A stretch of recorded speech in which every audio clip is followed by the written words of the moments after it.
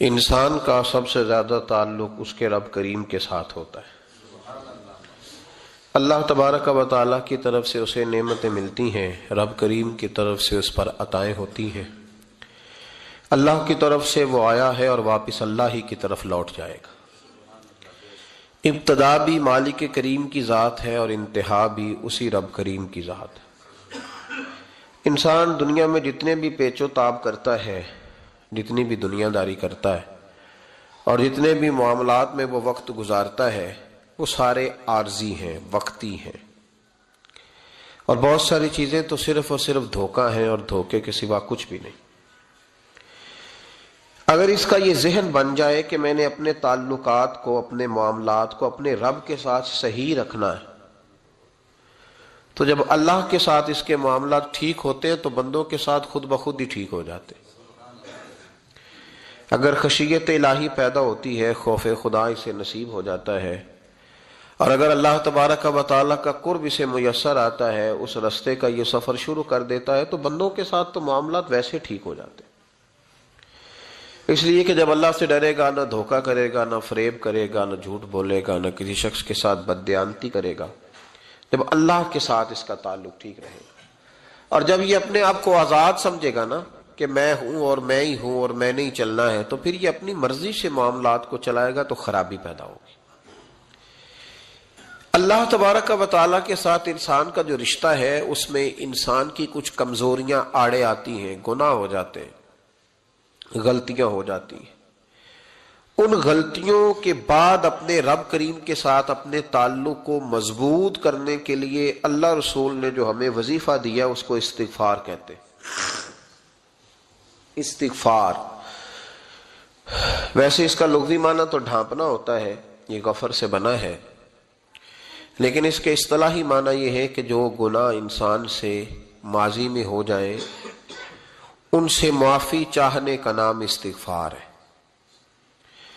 کچھ لوگ توبہ اور استغفار کا لفظ اکٹھا بولتے ہیں، لیکن توبہ کا معنی ہوتا ہے آئندہ گناہ نہ کرنے کا وعدہ کرنا، اور استغفار کا معنی ہوتا ہے پچھلے گناہوں سے اللہ کے حضور معافی مانگنا۔ اگرچہ مفہوم کے لحاظ سے یہ ہم معنی ہی بنتے ہیں، لیکن ان کا جو اصطلاحی مفہوم ہے وہ یہ ہے کہ جب آپ پچھلے گناہوں سے معافی مانگ رہے ہوتے ہیں تو اس کو استغفار کہتے ہیں۔ اللہ تعالیٰ نے اس استغفار کو بڑا پسند فرمایا، بڑا پسند فرمایا، اور یہ استغفار کے جملے مالی کو اتنے پسند آئے کہ اللہ نے نبی پاک علیہ السلام کو بھی حکم دیا، کہا محبوب آپ بھی میری بارگاہ میں استغفار کریں۔ اگرچہ حضور کا استغفار اس معنی میں نہیں ہے، بلکہ نبی پاک کا استغفار تو بلندی درجات کا معاملہ ہے۔ چونکہ استغفار خود ایک عبادت ہے، تو یہ عبادت کرنے کا اللہ نے اپنے محبوب کو بھی ارشاد فرمایا۔ جب فتح مکہ ہوئی تو فرمایا اذا جاء نصر اللہ والفتح، جب اللہ کی مدد آئی تو پھر فتح نصیب ہوئی، وَرَأَيْتَ النَّاسَ يَدْخُلُونَ فِي دِينِ اللَّهِ أَفْوَاجًا، تو پھر آپ دیکھیں گے لوگوں کو، لوگ فوجوں کی فوجیں دین میں داخل ہو رہے ہیں۔ لوگ پہلے ایک ایک دو دو کر کے آیا کرتے تھے، تو اب فوجوں کی فوجیں آ رہی ہیں، تو یا اللہ ہم کیا کریں؟ تو رب کریم نے فرمایا محبوب فَسَبِّحْ بِحَمْدِ رَبِّكَ وَاسْتَغْفِرْ، اپنے رب کے لیے حمد کرو، تسبیح پڑھو اور استغفار کرو۔ کیا کرو؟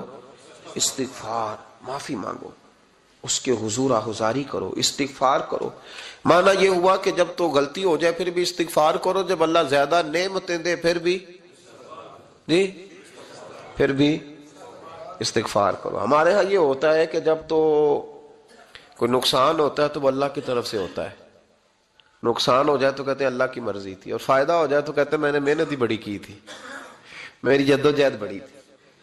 ایک بچہ ایک دفعہ میرے پاس کہیں انٹرویو کے لیے جا رہا تھا، تو دعا کرانے آیا، کہنے لگا میں نے وہاں جانا ہے، دعا کیجئے گا اللہ تعالیٰ کامیابی دے۔ میں نے دعا کی، کچھ اس کو پڑھنے کو بتایا، لیکن کامیاب نہ ہو سکا، لوٹ آیا۔ تو میں نے پوچھا کہ کیا بنا؟ کہنے لگا حضرت صاحب بس اللہ کی مرضی تھی، اللہ کی مرضی تھی۔ پھر ایک دفعہ گیا تو نہ، کہا اللہ کی مرضی تھی۔ تیسری دفعہ گیا، کامیاب ہو گیا۔ تو بھئی اب کیا بنا؟ کہنے لگا جی جب میں داخل ہوا تو اس نے جاتے ہی مجھ سے پوچھا سب سے پہلا سوال یہ کہ تمہیں جنرل نالج کی بھی کچھ معلومات ہے یا شعبے کے آدمی ہو؟ تو میں نے کہا جناب پوچھئے۔ تو انہوں نے پاکستان کا حدود اربہ پوچھا تو میں نے فٹافٹ بتا دیا۔ پھر انہوں نے مجھ سے پوچھا کہ یہ جو مینار پاکستان ہے اس کی تجویز کس شخص نے دی تھی تو میں نے فٹافٹ اس کا بھی نام بتا دیا. پھر شارٹ ہینڈ کے 1-2 سوالات اس نے کیے تو وہ بھی میں نے بتا دیے, تو الحمدللہ کامیاب ہو گیا. میں نے کہا بیٹے جب تو ناکام ہوا تھا تو اللہ کی مرضی تھی, اور کامیاب ہوا ہے تو میں لگا دیے. اب اللہ کی مرضی کدھر گئی؟ یہ اتنا بڑا نقص ہے انسانی فطرت کا, اتنی بڑی کمزوری ہے کہ معاذ اللہ تعالی ہم کمزوریاں قدرت کے کھاتے میں ڈال دیتے ہیں, اور ناکامیاں قدرت کے کھاتے میں, اور کامیابیاں. کیا تماشا. حالانکہ ہونا یہ چاہیے تھا کہ جہاں انسان کمزور پڑے تو کہے میری غلطی تھی, میری غلطی تھی. صوفیاء یہ سبق دیتے ہیں, اللہ کے بندے یہ پیغام دیتے ہیں کہ جب تو کہیں ناکام ہو جائے تو سمجھ جائے یہ تیری, اور جب تو کامیاب ہو جائے تو سمجھ رہے اللہ راضی ہو گیا تھا, اللہ نے رحمت کر دی, اس نے فضل کیا. تو یاد رکھیں استغفار, کئی چیزوں پہ استغفار ہوتا ہے, کئی چیزوں پہ, اور استغفار کا نفع ملتا ہے. کیا نفع ملتا ہے؟ وہ سورہ نوح کی آیت نمبر 10, 11 اور 12 میں اللہ نے بیان فرمایا کہ استغفار صرف گناہ سے معافی چاہنے کا نام نہیں, بلکہ استغفار کا تمہیں فائدہ ملے گا. کیا؟ رب فرماتے ہیں فَقُلْ تُسْتَغْفِرُوا رَبَّكُمْ. جب حضرت نوح کی قوم قحط کا شکار ہو گئی, آزمائشیں آ گئیں, تو آ کے حضرت نوح سے کہنے لگے اب ہم کیا کریں؟ تو کیا کہا حضرت نوح نے؟ فرمایا فَقُلْ تُسْتَغْفِرُوا رَبَّكُمْ. آپ نے فرمایا اپنے رب سے استغفار کرو, اپنے رب سے. انہوں نے قحط کی بات کی, انہوں نے کہا کہ کھیتیاں اجڑ گئی ہیں, بارش نہیں ہو رہی, قحط کی بات کی. آپ نے کیا کہا؟ استغفار کرو. کیوں کہ انہو کان غفارا, بے شک اللہ بڑا ہی بخشنے والا. وہ کیا کرے گا؟ یرسل السماء علیکم مدرارا, وہ تم پر موسلا دار بارش برسائے گا. جب تم استغفار کرو گے تو اللہ موسلا دار بارش برسائے گا. وَيُمْدِدْكُمْ, اور وہ تمہاری مدد کرے گا. استغفار کرنے والے کی اللہ کیسے مدد کرے گا؟ بِأَمْوَالٍ وَبَنِينَ, تمہیں مال بھی عطا کرے گا اور بیٹے بھی عطا کرے گا. بارش بھی دے گا استغفار کرنے والے کو, اور مال اور اولاد سے اس کی مدد بھی کرے گا. وَيَجْعَلْ لَكُمْ جَنَّةٍ وَيَجْعَلْ لَكُمْ أَنْهَارًا, اللہ تمہیں جنت بھی عطا کرے گا اور تمہیں نہریں بھی عطا فرمائے گا. تمہارے لیے جنت بھی بنائے گا, انہار بھی بنائے گا. توبہ کا, استغفار کا تمہیں یہ فائدہ ملے گا. ایک استغفار, ہمارے بزرگوں نے وہ لکھا ہے کہ جب انسان کو اللہ نعمتیں دیتا ہے تو پھر رب کا حکم ہے کہ اس پر شکر بھی کرے. نعمتوں پر اللہ کا شکریہ نہ کرنے پر بھی استغفار کرنا چاہیے کہ اللہ تو نے بڑا کچھ دیا تھا پر میں شکر ادا اس پر بھی. ہمارا تو اب یہ حال ہے کہ جو ہمارے پاس چیزیں ہیں وہ ہم کہتے ہیں یہ تو میرا حق تھا, لیکن جو نہیں وہ مجھے فٹافٹ ملنی چاہیے.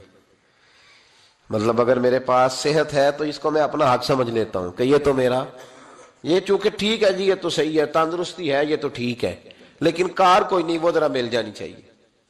اولاد تو میرے پاس ہے, وہ تو میرا حق تھا, میرا رائٹ تھا, معاذ اللہ وہ تو ہم نے حق بنا لیا. اور میرے پاس بنگلہ کوئی نہیں, وہ مجھے فٹافٹ مل جانا چاہیے.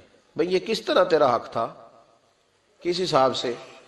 یعنی جو چیزیں ہیں ان کو سنبھالنے کی فکر نہیں ہے, اور جو نہیں ہے ان کے طلب کی فکر لگی ہوئی ہے.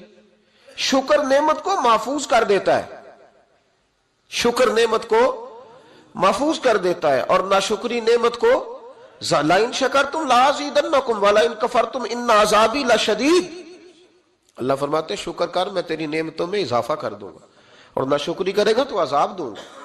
شکر نہیں نہ ہوتا, شکر نہیں ہوتا. دیکھیں نا, 100 روپے ابا جی نے دیا ایک بچے کو, اور اس کو کہا کہ جا دکان سے کچھ چیز لے آ, تو وہ 100 روپیہ اس نے رستے میں جاتے کہیں پھاڑ دیا یا گوا دیا, تو اب وہ والد سے دوبارہ 100 مانگتا ہے, تو والد کہتا ہے کہ پہلے 100 کا تو نے کیا کیا؟ نہیں سمجھ آئی آپ کو میری بات؟ پہلے 100 کا کیا کیا؟ تو وہ کہے گا جی باپ میرا دل کرتا تھا میں نے پھاڑ دیا.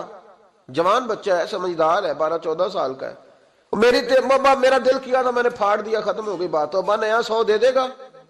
سبحان اللہ. کتنے خوش ہو کے آپ کہہ رہے ہیں نہیں دے دینا سو. یہ کیسے ہو سکتا ہے بھائی؟ کروڑ پتی والد بھی ہو تو 100 کا نوٹ دوبارہ دیتا کیوں؟ بیٹا نہیں اس کا پیار نہیں, کیوں نہیں دے رہا؟ وہ کہتا تو نے میرے پہلے 100 کی قدر نہیں ڈالی, نیا تجھے کیسے مل جائے؟ تو نے خیال ہی نہیں کیا, تو نے جدوجہد ہی نہیں کی, تو نے. حضرت ملا رومی نے مثال دی ہے, جناب رومی فرماتے ہیں کہ بغیر محنت کے لوگوں کو اللہ نے نعمتیں دی ہیں تو انہوں نے شکر ہی نہیں ادا کیا. اندھے سے پوچھ آنکھ کی قدر کیا ہے. پوچھ اندھے سے، پوچھ معذور سے کہ ٹانگوں پہ چلنا کتنی بڑی نعمت ہے. کبھی پوچھ اس سے جس کا مکان تو ایک کنال میں ہے پر رونے والا بچہ کوئی بھی نہیں. پوچھ اس سے جس کی جیبیں دولتوں سے بھری ہوئی ہیں پر کوئی نہیں کہتا کہ ابا 10 روپے دینا. پوچھ یہ کتنی بڑی تکلیف ہے. حضرت رومی نے لکھا ہے، وہ فرماتے ہیں کہ ایک والد تھا تو اس نے بڑی دولت کمائی تھی تو اس کا بیٹا بے دریغ ہی اڑاتا رہتا تھا. کبھی ادھر پیسے بھگا دیے، کمائے نہیں تھے نا، محنت نہیں نہ کی تھی، کمائے نہیں تھے. والد بڑا سمجھاتا تھا پر سمجھ نہیں آتی تھی. ایک دن اس کے ابا کے ذہن میں ایک بات آئی. وہ کہنے لگا بیٹے یار میں کنگال ہو گیا ہوں، اچانک حالات خراب ہو گئے، ایک آنا مجھے چاہیے، دوائی خریدنی ہے، کہیں سے لے کے آؤ. اس نے کہا ابا مسئلہ ہی کوئی نہیں، یار ہی بڑے ہیں، بہت سارے لوگوں کے ساتھ رات میں جاتا ہوں روٹی کھانے ہوٹل میں، کئی ہیں جو میرا انتظار کر رہے ہوتے ہیں، فیس بک والے اور جناب وہ سیلفی والے بڑے سارے ہیں جو کہتے ہیں تیرے بغیر گزارا ہی نہیں. بڑے ہیں جو روز سویرے اٹھ کے پہلے مجھے السلام علیکم کا میسج کرتے ہیں پھر اس کے بعد کسی اور سے. بڑے ہیں، کوئی مسئلہ ہی نہیں. ایک کے پاس گیا، ایک آنا چاہیے، اس نے دے دیا، لا کے ابا کو دیا. تو ابا گھر کے اندر جو امیر لوگ ہوتے تھے گھر میں کنواں کھدوا لیتے تھے. ابا کنویں کے کنارے بیٹھا تھا، جب بیٹے نے آنا لا کے رکھا تو اس نے پانی میں پھینک دیا. اگلی صبح پھر کہا بیٹے ایک آنے کی ضرورت ہے، دوا خریدنی ہے. اس نے کہا مل جائے گا. 2 4 5 دوست ابھی ہیں بڑے مالدار، ان سے جا کے کہا، ایک سے آنا لایا، ابے نے پھر پھینک دیا، تیسرے دن بھی پھینک دیا، چوتھے دن بھی. یار اب ختم ہو گئے. کچھ آہستہ آہستہ دوستوں کو پتہ چل گیا کہ کنگال ہو گیا ہے، خبر پھیل جاتی ہے نا، اب بھوکا ہو گیا ہے. اب آہستہ آہستہ موبائل بند ہونے لگے، آہستہ آہستہ جو ہے وہ نمبر بلاک ہونے لگا، حالات بگڑ گئے. اب جب اسے پتا تھا کہ یار تو اب دروازہ کھٹکھٹاتا ہوں تو کہتے ہیں کہ اسے کہہ دو میں گھر نہیں، ابا نے تو آنا مانگنا ہے اور میں بے دریغ دولت ابا کی اڑاتا رہا ہوں، اب یہ بھی نہیں کہہ سکتا کہ مجھے دیتا کوئی نہیں. شہر سے باہر نکل گیا، سارا دن مزدوری کی، جد و جہد کی، کبھی کام کیا نہیں تھا، ہاتھوں پہ چھالے پڑ گئے. بڑا مشکل ہوتا ہے جن لوگوں نے کام نہ کیا ہو، انہیں کرنا پڑ جائے تو. تکلیف کا شکار ہو کے ایک آنا کمایا، شام کو لا کے والد کی ہتھیلی پہ رکھا تو اس نے پھینکا نا جب کنویں میں تو چیخ پڑا، کہنے لگا ابا جی آپ سیانے بیانے بندے ہیں، روز پیسے لا کے دیتا ہوں، کنویں میں پھینک دیتے ہو، کوئی کرنے والی بات کرو. نہیں دوائی کھانی تو نہ کھاؤ، ضائع کیوں کرتے. تو بیٹے کو باپ نے تھپکی دے کے بٹھا لیا. اس نے کہا بیٹا میں نے پہلے دن تو نہیں پھینکا، تو 7واں دن میں روز پھینکتا ہوں، آج تیری چیخیں کیوں نکلی. کہنے لگا ابا پہلے ادھار کے تھے آج مزدوری کے ہیں. نہیں سمجھ آئی بات. پہلے بولیے اور آج میری محنت ہے، مزدوری ہے، جد و جہد ہے. تو والد کہنے لگا بیٹے یہی میں تجھے سمجھانا چاہتا تھا، وہ میرے بھی محنت کے ہیں جو تجھ روز یاروں کو کھلا آتا ہے، میں نے بڑی جد و جہد سے جمع کی ہے، میں کنگال نہیں ہوا، صرف تجھے سمجھانا تھا. او بھائی یہ آنکھیں تیری محنت کی نہیں نا، اس لیے تو شکر نہیں ادا کرتا. یہ وجود، یہ ٹانگیں، یہ شعور، یہ تیری جد و جہد کا نہیں. جو عقل کی دولت اللہ نے دی ہے نا، یہ تیری محنت کی نہیں. اگر محنت کی ہوتی تو سجدے میں پڑا رہتا، تو خیال کرتا. اللہ نے آنکھیں دی ہیں قرآن دیکھنے کے لیے. جب کوئی کسی گندی چیز کو دیکھتا ہے تو ناشکری کرتا ہے، جب غلط طرف اٹھاتا ہے یہ چیزیں تو ناشکری کرتا ہے. صاحبو یاد رکھنا اور اس پر ضرور غور کرنا کہ جب نعمتوں کا شکر ادا نہ کیا جائے تو پھر ہمیں استغفار کا حکم دیا گیا ہے. پھر کیا کرنا ہے ہم نے؟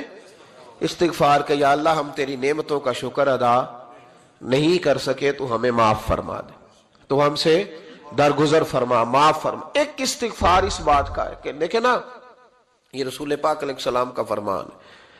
یہ حدیث امام رازی نے لکھی ہے، اور نبی پاک کی فرمان کے لحاظ سے جو چیز ہمارے سامنے آئے نا اس پر ہماری آنکھیں بھی کھل جانی چاہیے، دل بھی کھل جانا چاہیے کہ کوئی خاص ہی بات تھی جو حضور نے بیان فرمائی صلی اللہ علیہ وسلم. سرکار دو عالم علیہ السلام نے فرمایا ایک آدمی نے 500 سال بغیر ریاکاری کے اللہ کی عبادت کی. کتنے سال؟ 5 سال نہیں ہوتی بغیر ریاکاری کی. تہجد پڑھنے والا جب تک 6 لوگوں کو بتا نہ دے تہجد پڑھی ہے اتنی دیر تو تہجد آگے بڑھتی نہیں. کم از کم 6 بندوں کو پتا ہونے چاہیے. اور میرے جیسے حاجی نمازیوں کا تو دل کرتا ہے کہ وظیفے پہ بندہ رکھا جائے جو تعریفیں کرے صبح و شام. حاجی صاحب کی کیا بات ہے، حضرت صاحب کی وظیفہ دیں گے اس کو مہینے کا، وہ تعریف کرے کھول کے کہ آپ کی بڑی بات.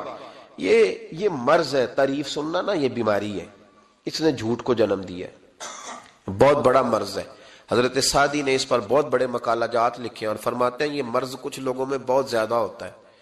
ایک امیروں میں، امیر لوگ ناراض نہ ہو جائیں پر انہوں نے کہا ہے تو کوئی حکمت ہوگی نا، امیروں میں تعریف سننے کا مرض بہت زیادہ ہوتا ہے۔ فرماتے ہیں ایک بادشاہوں میں اور تیسرا عورتوں میں، ان میں یہ بیماری بہت زیادہ ہوتی ہے۔ کوئی تعریف نہ کرے تو خود اپنی کرنی شروع کر دیتے ہیں، خود ہی کہہ دیتے ہیں کہ کیا بات سی، میرے ابا جی تے وہ تے 100 حال چلدا سی تے 150 بندہ ٹکر کر، ابا جی دی چھڈ تو دس تیرے کنے چل دے، تیرے کو کنے بندے روٹی کھاندے، اپنی بات کرنا۔ اقبال کہتے تھے تو وہ آباد تمہارے ہی مگر تم کیا ہو، ہاتھ پہ ہاتھ درے منتظر فرداؤ، ابا جی کی دادا جی کے چھوڑ اپنی کر، ہمیں تو تیرا پتہ ہے تو اپنی بات کر، تیرے اندر بھی کوئی چیز ہے کہ نہیں۔ ابا دادا تو سب کے بڑے ہیں، حضرت آدم کی اولاد ہے تو حضرت آدم نبی تھے، تو باپ دادا تو سب کے بڑے بڑے ہی ہیں، بات یہ ہے کہ اپنی بات کرنی چاہیے نا۔ تو یہ بیماری ہے، یہ نقص ہے۔ 500 سال بغیر ریاکاری کی عبادت، اور بیان میرے نبی کریم علیہ السلام فرما رہے ہیں 5، بولیے، یہ بہت بڑا مسئلہ ہے، دکھاوا نہ ہو، ریاکاری نہ ہو۔ ہم مجالس میں جاتے ہیں نا جناب، محافل میں،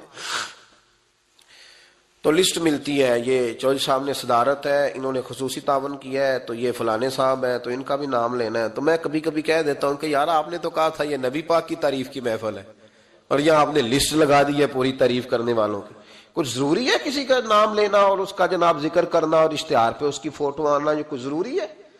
ویسے بھی کوئی اچھا لگتا ہے کہ نبی پاک کے نام کی محفل اور میں کہوں میں صدارت کر رہا ہوں؟ ڈرنا چاہیے نا مجھے اللہ تعالیٰ، حضور کی محفل اور میری صدارت، اس پر کبھی غور کریں۔ اگر کوئی راہ طریقت کا مسافر ہوگا تو تڑپ جائے گا کہ نبی پاک کے نام کی محفل اور سرپرستی ایک ایسے آدمی کی جس کو وضو تک نہیں کرنا آتا، چھ معنی دار ہے، وہ دھندا ہے معاذ اللہ تعالیٰ، جس کا جو دل کرے وہ کرتا جائے۔ 500 سال بغیر ریاکاری کی عبادت کی، 500 بڑا مشکل ہوتا ہے۔ حضور فرماتے ہیں یہی بندہ جب اللہ کے حضور کھڑا کیا جائے گا تو رب کریم اس سے کہے گا کہ چلو اس کو میرے فضل سے جنت میں لے جاؤ، تو عرض کرے گا مالک فضل تو ٹھیک ہے پر 500 سال لگائے ہیں میں نے، 5۔ وہ مولوی صاحب میری طرح کے بیچارے جو امام مسجد ہوتے ہیں نا، تو وہ بھی کہتے ہیں جب میں آیا تھا تو 30 بچے تھے مسجد میں، اب 80 ہو گئے۔ اور بھائی یہ بندوں کو بتانے کی کیا ضرورت ہے، یہ تو اللہ کی رضا کے لیے ہے نا، تو چھوڑ اس میں اتنا تذکرہ کرنے کی کیا حاجت۔ 500 سال جس نے لگائے، بول پڑا یا اللہ 500 سال لگائے اور تو کہتا ہے کہ اس کو میرے فضل سے لے جاؤ، تو رب کریم نے فرمایا چلو کوئی نہیں، پھر انصاف کر لیتے ہیں، الٹی آنکھ کی روشنی نکال کے ترازو کے ایک پلڑے میں رکھو اور 500 سال کی بغیر ریاکاری کی عبادت دوسرے پلڑے میں رکھو۔ کبھی اس مریض سے پوچھنا جس کو ڈاکٹر کہہ دیتا ہے کہ تیری آنکھ کا علاج نہیں ہو سکتا، بے بس ہوتے ہیں ڈاکٹر، جواب دے جاتا ہے شعور۔ پوچھ کبھی اس شخص سے کو کہتے ہیں بس جناب اب آپ اپنی آنکھیں موجود ہونے کے باوجود آپ دیکھ نہیں سکتے، اتنی موٹی آنکھ لگی ہوئی ہے، لیکن روشنی اللہ چاہے تو دیتا ہے، نہ چاہے تو نہیں دیتا۔ 500 ایک آنکھ کی روشنی ایک پلڑے میں رکھ لو اور دوسرے میں 500 سال کی عبادت رکھ دی، اللہ اکبر۔ تو رب کریم نے فرمایا اب تولو، جب تولی تو وہ عبادت تھوڑی تھی اور ایک نعمت زیادہ تھی۔ اللہ نے فرمایا یہ تو بھائی اس کو تو 500 سال دیے تھے، یہ تو ایک نعمت کا شکر نہیں ادا کر سکا، پکڑو اس کو دوزخ میں ڈالو۔ ایک کر کے کیا آیا ہے، پکڑو جہنم میں ڈالو، اس کو لے چلو۔ ترمذی شریف کے لفظ ہے، نبی پاک نے ہمیں سمجھایا اور ایک جملے میں ساری بات ختم کر دی۔ حضور فرمانے لگے تو اللہ کی تھوڑے دیے ہوئے رزق پہ راضی ہو جا، وہ بھی تیری تھوڑی عبادت سے راضی ہو جائے گا۔